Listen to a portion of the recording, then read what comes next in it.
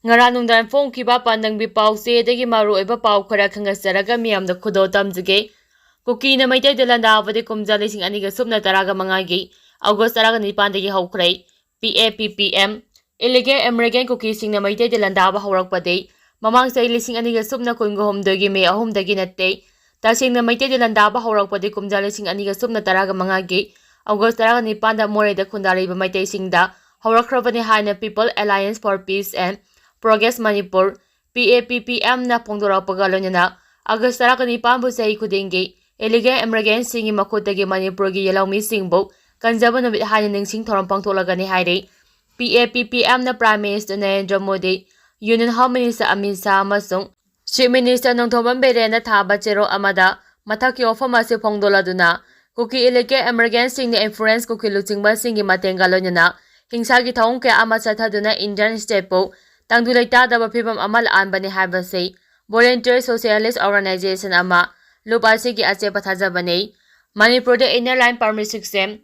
ILPS na halwa na more da khundariba Meitei singna Kumja lising aniga subna taraga mangagi August taraga nipanda chaikiba santi oiba khongcha ama thugaiduna Kuki illegal American singna Meitei gi mathakta hingsagi thawong sing chathaduna landakibane maramasina Kuki illegal American singna yelawmi Meitei singda landaba haurakpa asi mamang sai lising aniga subna kungom doigi May ahum dagi natte Kumja lising aniga subna taraga mangagi August taraga nipandagi haukrabane aduga matang asida akoina ningsingba yabade illegal American Kuki singna more da khundariba Manipur yelawmi furu ama oiriba naga community da Kumja lising amaga sama pamaudraga mathoida landaba haukrabane masina makha taraktuna Kuki naga ani ke marakta sahi tare khundana khibani haire PAPPM ge zero aduna hai Protection of Manipur People's Bill lising aniga subna taraga manga Manipur Land Revenue and Land Reformation Tere Suba MMM Bill amasung Manipur Soft and Establishment Ani Suba MML Bill gi mayokta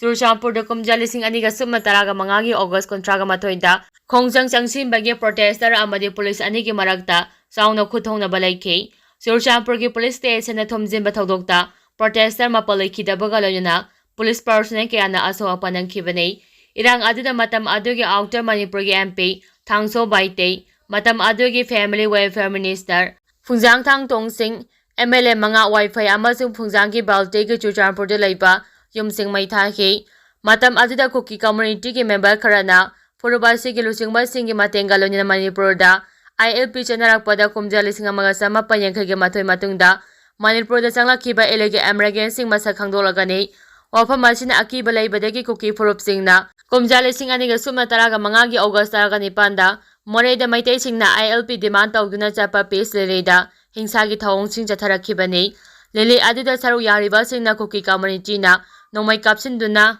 nonglang sinduna amadi atai kusi kulakya sijinaduna landarakpadagi lele duda saru yakhiba Meitei kaya aso apanangan ki masidana tana attacker sing aduna Meitei council more MCM amasung kano po apamanu field of K office building amadi Meitei community ki tukal sing amadi lanthum kaya mai thaduna ama ata thoan ki loina Meitei gi lanthum kaya amasung makoina lutau ki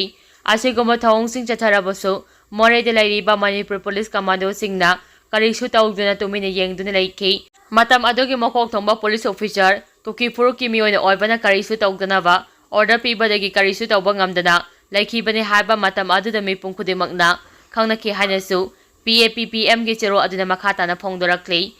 chero aduna makha taraduna chai kyagi matung hana plan tawduna laklaba thorang amagi makhada mamang sai Kumja lising aniga sumna kun gomdoi ke me ahumda Kuki singna armed military singi matenga lonina Kuki na dominate tawduna laiba mafam singda lairiba Meitei singda landaba yumthabana chingba thawong chatharakhibani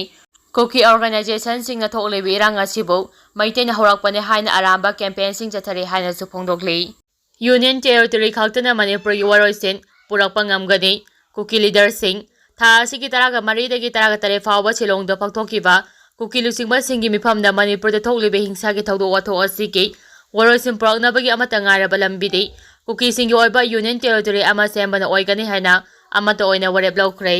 Numi homni pangthokkiba Kuki lusingba singi mifamaduda tonga Kuki Civil Society Organization CSO singi lusingba sing saru yake mifamna haujik Manipur da thoklibe irang asiga mari lenina lanai oina waroi singi wari sanaba individual negotiation tawdanaba amata oina warep lawki amadi Manipurgi irang asigi matangda kanaguma furup asigi lup natraga lanai miyosingna wari sanadanaba akamba wafam thambaga loina kariguma wari sanabada yoromba tarabasu madu lanai oina lawgani wari adu Kuki furuki oina lawroi amadi wari sanabada yauribasing social boycott tawgani hanasu warep lawki mifam aduda Kuki Zo Council bu sawganaba warep lawki aduba mifam aduna Manipurda NRC chanahanbagi wafambudi reject tawgana Manipur lengaki makada NRC channanaba processing lokhalakpabu kanna yaningdaba phongdoki loinana hauzik oriba pheba masida Kuki MP ga ayaba yaugdana Kuki furuki oiba lup amata semdanaba warep lawbaga loinana kariguma semlakpa tarabasu lubadubu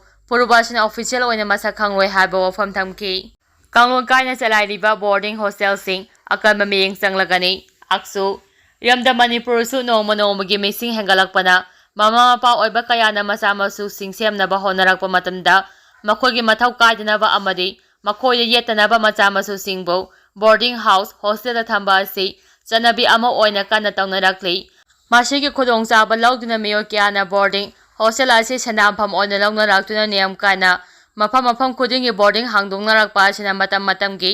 angang mairoi singi oiba wathau kaya leptana thoktuna lakli hiramasiga mari lenina olka kanglei student union akama meng changlagani hana union asigi privacy and information secretary na khuyek pidina thadorapa chero amana phongdorakli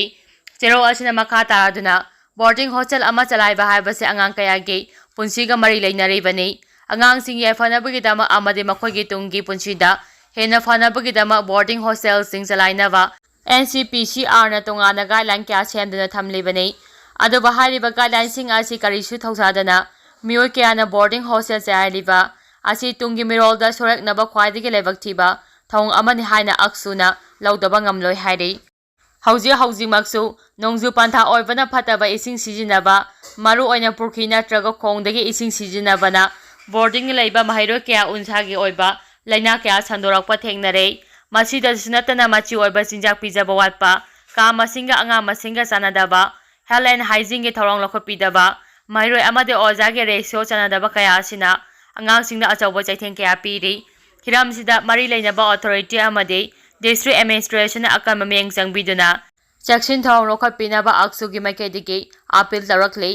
boarding hostel charariba singnasu kanglon sumna mari leinaba authority dagi ayaba lawbiduna charainaba khangalappaga loinana aksuna changsilapa khongjangsindasu mama mapa oiba singna tengbang biu haina phongdorakli